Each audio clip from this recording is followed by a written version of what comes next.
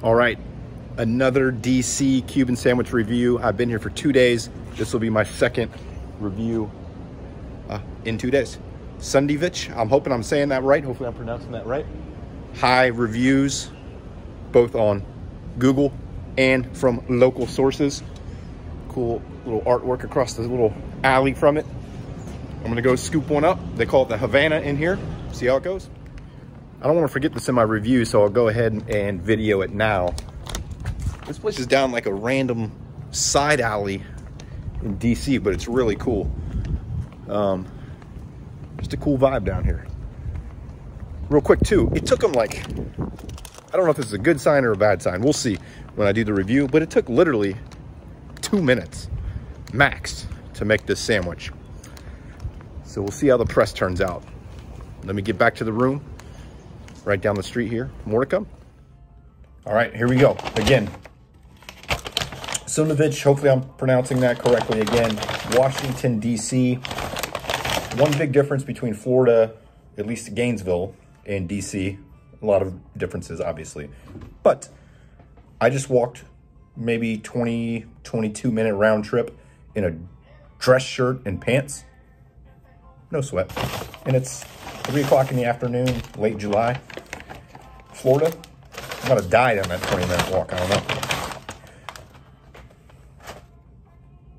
Paper bag, excellent. That place is a cool looking, really small. It's in this, you saw in the previous little clip, this weird kind of back alleyway, which is cool. I liked it, that's a cool vibe. I'll share some pictures of they have a huge kind of like a chalkboard menu in there. Tons of sandwiches available, cool looking deli. Kind of crunched in there. I don't even know if you can sit down. I didn't see any place you could sit down. It's like a to-go order. Most legit deli type places, sandwich places, paper bag, but you know for my Cubans especially, I love the paper bag, little receipt on the end. Deli Fresh Threads.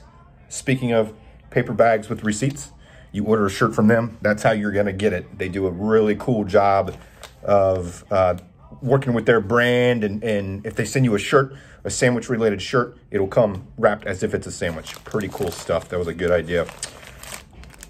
Wrapped in the little, not parchment paper, what would you call this? I don't know, little brown paper. They did label it, they called their Cuban there Havana, but it seems like it's gonna have all the normal ingredients of a typical Cuban. I mentioned this again a few minutes ago, but it only took them literally like 2 minutes to get this thing made. So I'm assuming I wasn't watching them, I was kind of looking around the little shop. So I'm assuming they already had the ingredients maybe combined.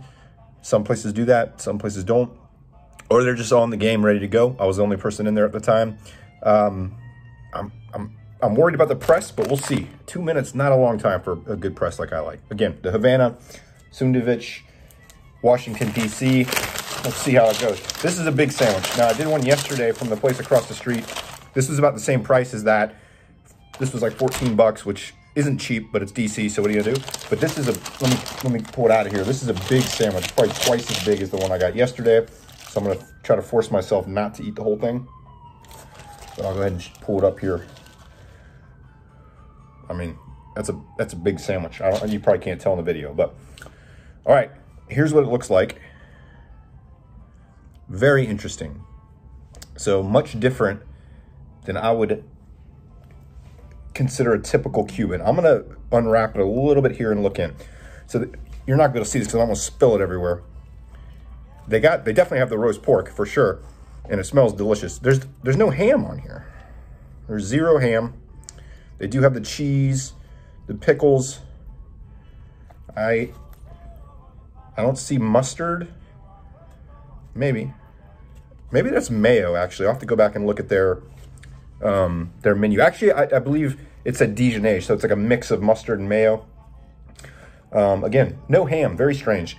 It does look like maybe they had their ingredients already to go. I don't know. Pork looks really good, no ham. The bread, it is kind of crispy.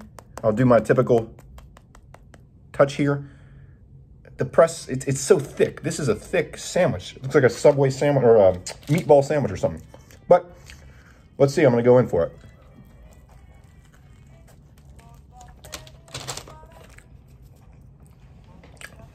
Good flavor. Again, you could tell just by looking at the pork, it's gonna be good. Let me pull a chunk out here for you.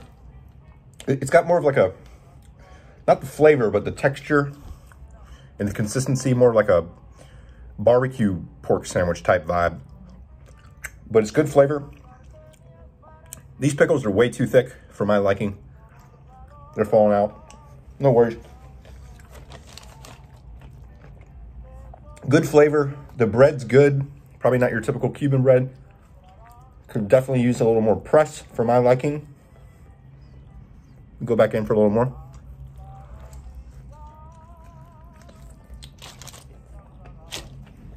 Yeah.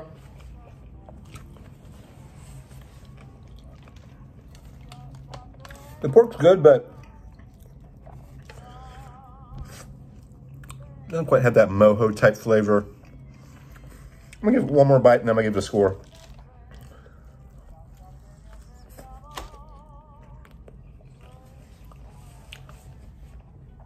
Good sandwich. I wouldn't categorize this as a typical Cuban sandwich. There's no ham on it. The Dijonnaise, The pork is good, but it doesn't seem like it's marinated in that kind of Cuban flavor. Very little press. The bread's good, but very, very little press. You know I like my bread real thin and crispy, but you can see the thickness. It's thicker than my finger. One more bite. Like I said about the last one from yesterday, which got a high score, if you just gave me this sandwich blindfolded, I would say it's a damn good sandwich, but I'm the guy scoring Cubans. I'm gonna give this one a 6.7. I'll give it a 6.7. Again, good sandwich, not your typical Cuban. SUNdeVICH, Washington, D.C. Cool place, cool little alleyway vibe. Good sandwich. I'd like to try some of their other stuff, but as far as their Cuban goes, in my opinion, 6.7. That's the review.